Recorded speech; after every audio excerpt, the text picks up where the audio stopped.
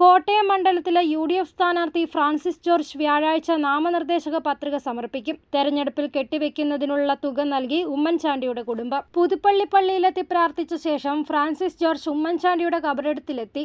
Chandy Oommen MLAയുടെയും UDF നേതാക്കളുടെയും സാന്നിധ്യത്തിൽ മറിയാമ്മ ഉമ്മൻ കെട്ടിവെക്കാനുള്ള തുക ഫ്രാൻസിസ് ജോർജിന് കൈമാറി. ഈ തെരഞ്ഞെടുപ്പിൽ UDFന് അനായാസേന വിജയം നേടാൻ കഴിയുമെന്ന് ഫ്രാൻസിസ് ജോർജ് പറഞ്ഞു. പ്രവർത്തകർക്ക് തീർച്ചയായിട്ടും ഉണ്ട്.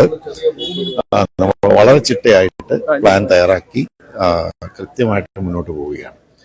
അപ്പോൾ അതുകൊണ്ട് ഞങ്ങളെ സംബന്ധിച്ചിടത്തോളം ഈ തെരഞ്ഞെടുപ്പിൽ UDFന് അനായാസേന എന്ന് തന്നെ പറയേണ്ടിയിരിക്കുന്നു, വിജയിക്കാൻ കഴിയുമെന്നാണ് ഞങ്ങൾ പ്രതീക്ഷിക്കുന്നത്.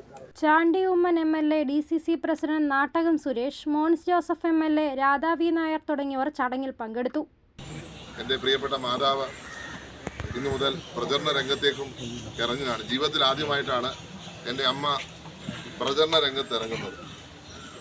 അങ്ങനെ ഈ നടക്കുന്ന തെരഞ്ഞെടുപ്പിൽ എൻ്റെ പിതാവ് ഇല്ലാത്ത തെരഞ്ഞെടുപ്പിൽ, പിതാവിൻ്റെ പരം എൻ്റെ മാതാവ് ഇറങ്ങുന്ന തെരഞ്ഞെടുപ്പിൽ ഇവിടെ വന്ന് പ്രാർത്ഥിച്ചു.